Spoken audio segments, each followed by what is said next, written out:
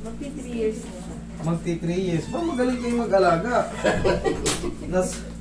Na-maintain nyo yung hanggat ng tao. Yung pilay nyo.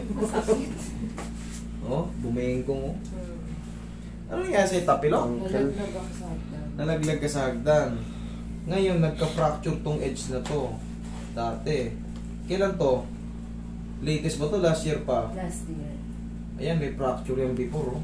Kaya pala yung lakad ni ma'am di pantay. Fracture yan before, ma'am. Eh, pati nga ito na ano. Nakatag. Tuhod. Sakit na siya. Nadamay na. Okay. Iba yung itsura ng ano. Yung iba may magpuputot yung may iba itsura nito. Diretso yung guwit. Hindi nang naiba. Tignan nyo yung ibang x-ray na pumupunta rito. Ibig sabihin wala sa ano yan. Ito. Wala yung guwit dito, oh. Pero ito haba ng guwit. Ngayon, ang na-damage kasi rin sa inyo, ito, fracture to before. Ito, yan din. Kabilaan. Tumabingi itong talos joint nyo. Ang sabi sa akin Ayan, oh. before, lalagyan dapat ng ano, ng bakal. Kasi natakot ako eh. Malleolus fracture. Ano? Ang hirap ba sa minyo? Mahirap talaga pagkasulat ng ano eh. Mahirap basahin, hindi mo maintindihan ano. Pero ito, fracture to, yan. Yan o. Fracture ang basa dyan. Makikita mo, susundan mo lang eh. Saka, okay. Ngayon, tumagal na ng 1 taon. Ngayon, lakad nga kay ma'am. Check natin. May kirot akong nararamdaman ngayon. May Makirot. time na may walang kirot, may time na Ngayon, may kirot. Ngayon meron. Okay. Sige. Tiga, tanggalin natin yung ano na yan. Total, magaling na to eh. Pwede na to ano yung atake eh. Magaling na yung fracture nito before. Naglaman na yan. Tsaka, ang kumikirot-kirot lang dito sa may talos joint na to. Dito siya kumikirot. Yan. Alin dyan ang kumikirot? Dito eh. Sa pinakalikod? Itong guhit dito sa meno. Ito. Dito siya. Ito. Sa likod. Ito may shadow na to. Diyan siya. Pag ginanito ko, pag ganito,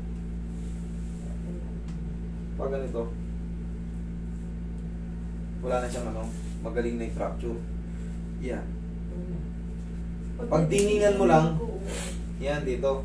Kaya nakabuhat ako ng mabigat. Yun, masakit. Mga 3 days ko yung iindahin. Pag bubuting kita ng repa, ilipat mo sa kabilang bahay namin ha.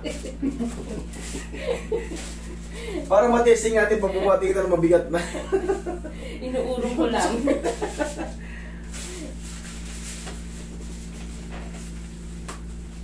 Ay, dito mo siya hawakan. Ay, hindi, sumakit ba yung tuhod nyo rin? Sa kaliwa naman, hindi yung sa pilay. Okay, dito mo siya hawakan. Baka madamay eh. Balik sa dampinig ito eh. Isa pa. Last. Thank you.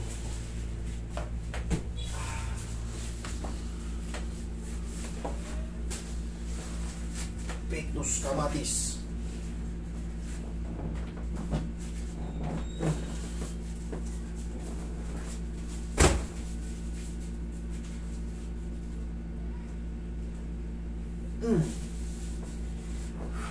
Naramdaman nyo? Kasi ngayon mo lang. Dito sa tuhod, meron pa rin pala. Sa hagdan ba nahirapan ka? Pag ano ko sir. Kaya madalas, ito yung inuuna ko. Yan, wala mga sumingaw yun.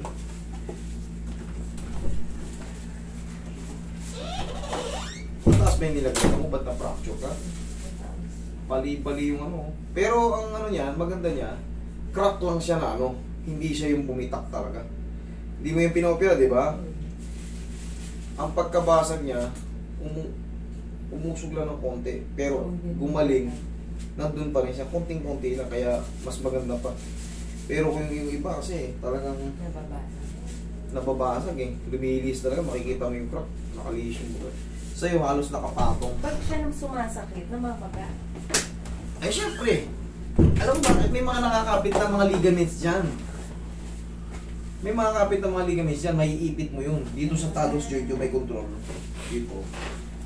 Yan kasi yung talus joint, yan yung may control lang. Pag ganyan, pag ganun, pag ganun. Siyempre, pag naglalakad ka, dito, hanggang likod dyan, maiirita, ikirot. Mamamaga yun.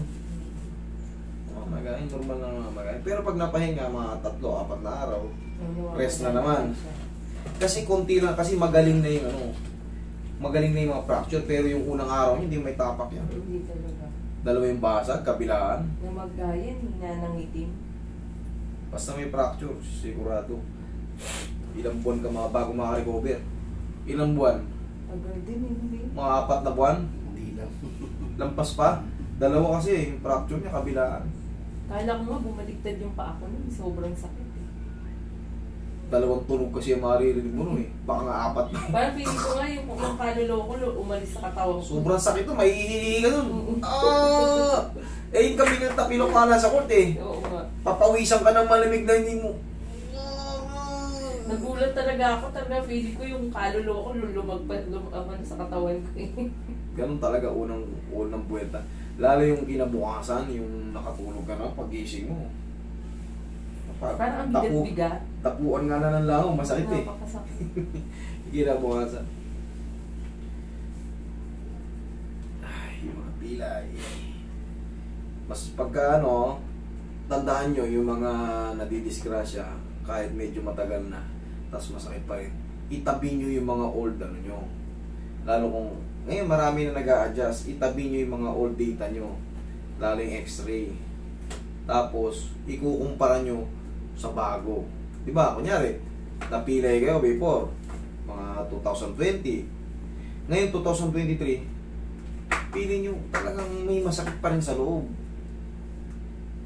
Ipa-x-ray nyo ngayon bago, tapos yung old, ikumpara nyo kung ano yung kinalagalingan. Para kaming mga mag-a-adjust, may basis kami kung paano gagawin. Diba? Kasi pagka may mga fracture before, mas mahirap.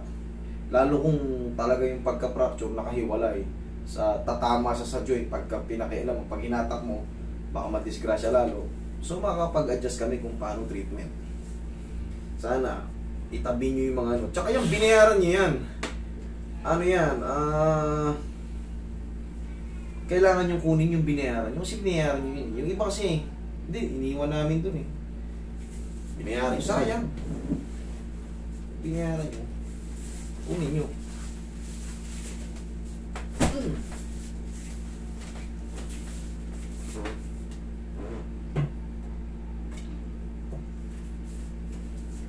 Ito si Madam, 3 years na rin to, di ba?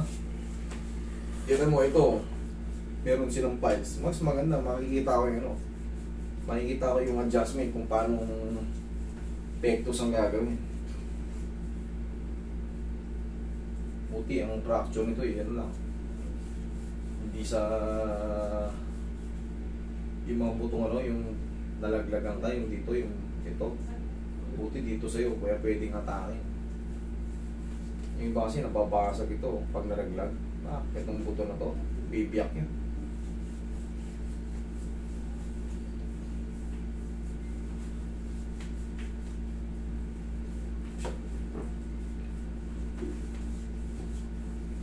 Check. Sakit. Ito. Pag ganito. Pag ganito.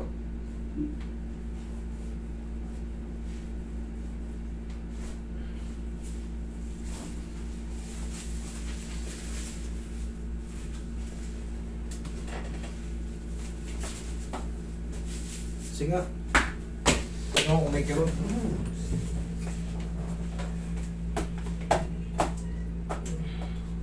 Meron pa? Higa ka ulit.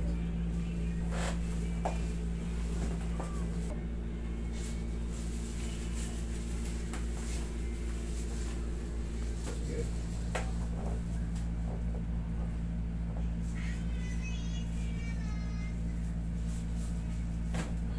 Isa pa.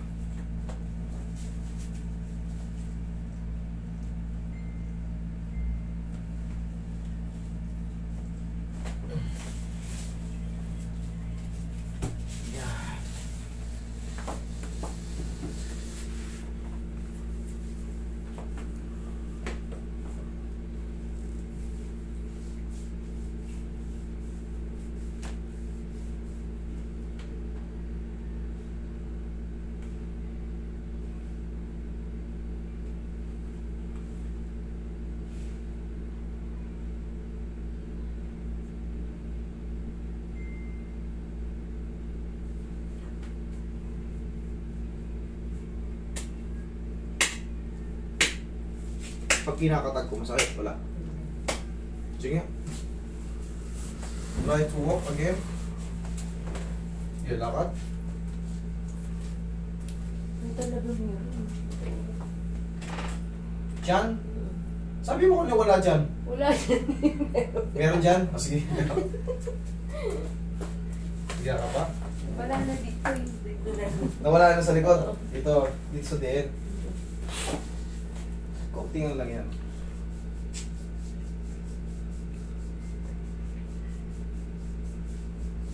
Nawala na yung sa likod, yung pinaka-original na sakit. Dito, sa pressing lang yan. Sa press ko yan. Dito. Sa ibabaw.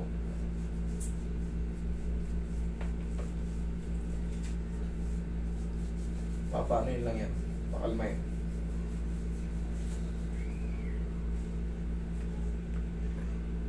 Pero wala na tubog-tubog.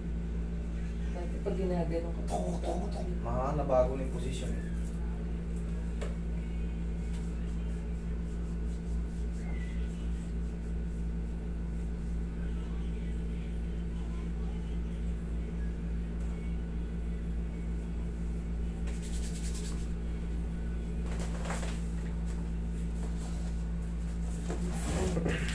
Okay na?